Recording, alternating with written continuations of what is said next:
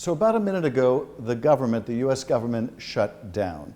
How did we get here? Who's responsible? What do we do to get the government reopened? And what are the consequences for people during the course of the shutdown?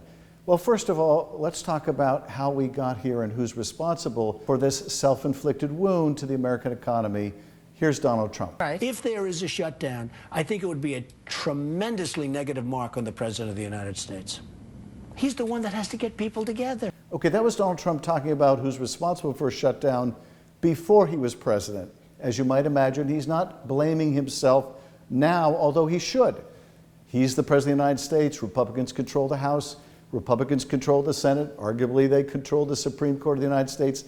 They control everything. They have responsibility to govern, and they can't meet that responsibility. Donald Trump was supposed to be the great negotiator, wasn't interested in negotiating a budget. In fact, part of the reason we are at this shutdown in this moment is that Democrats urged the president to get together with our leadership and hammer out some agreement to avoid a shutdown. And Trump initially agreed and then said no, canceled the meeting, only deciding last minute he would meet with Democratic leadership the day before the shutdown. And after those negotiations, if that's what you would call it, after that White House meeting, here was the mature reaction of the President of the United States.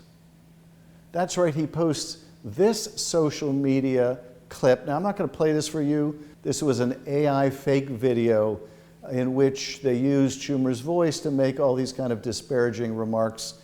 It was a ugly, juvenile display, a bigoted display by the President of the United States. That was his mature response after meeting with Democrats to try to avoid a shutdown. So yes, this is what happens when you have a president unwilling to do their job. Now, in terms of what happens, the president has been threatening that if the government shut down, that he would use that opportunity, that excuse, to fire hundreds of thousands of federal workers. The reality is he's been illegally firing federal workers ever since he took office.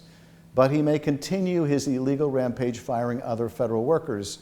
More recently, he made this threat. Because of the shutdown, we can do things medically and other ways, including benefits. We can cut large numbers of people out. We don't want to do that, but we don't want fraud, waste, and abuse. And, we're cutting that. So now he's threatening to cut benefits for people. Is that possible? Is that legal? Well, it's not legal, but with Donald Trump, anything is possible. Normally, in a government shutdown, most of Medicare is unaffected, most of Social Security payments go out unaffected, most of Medicaid is unaffected. There are some smallish impacts that are still very significant to those programs, but most benefits go out. But all bets are off with Donald Trump because he's threatened illegal action, and we have seen him take illegal action. He has promised to protect things like Medicaid and then cut $1 trillion out of Medicaid. So we don't really know what kind of damage the president is about to inflict, but we do know this.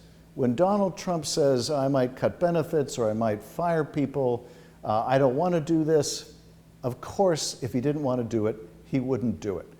This is Donald Trump using a shutdown of his own creation to try to cause more harm, more cruelty to the American people. And it's going to be the American people that suffer from this Trump shutdown. And they will suffer because a lot of federal employees, hundreds of thousands of them, will be furloughed. Others who are essential workers like air traffic controllers or TSA, they will still be required to show up at work, but they won't get paid. So they'll be forced to work without pay. Now, all of these workers, whether they're furloughed or they're required to show up for work, all of them will receive back pay once the government shutdown is over.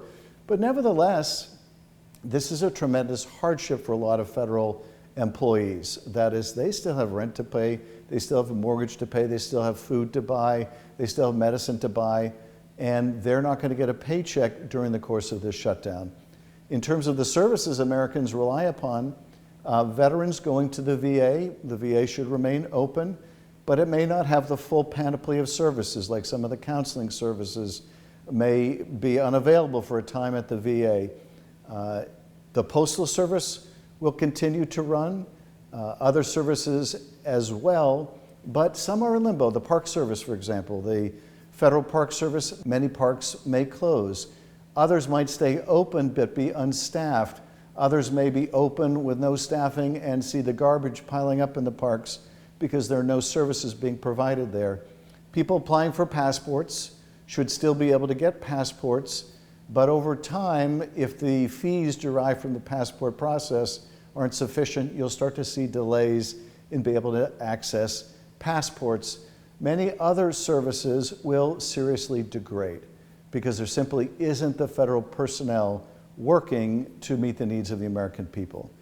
And more broadly, you have this deep impact to the American economy, which is already in a fragile place.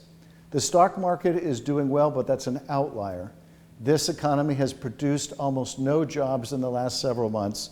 Some of the worst job growth numbers, really stagnant job growth since the pandemic, and before that, since the Great Recession.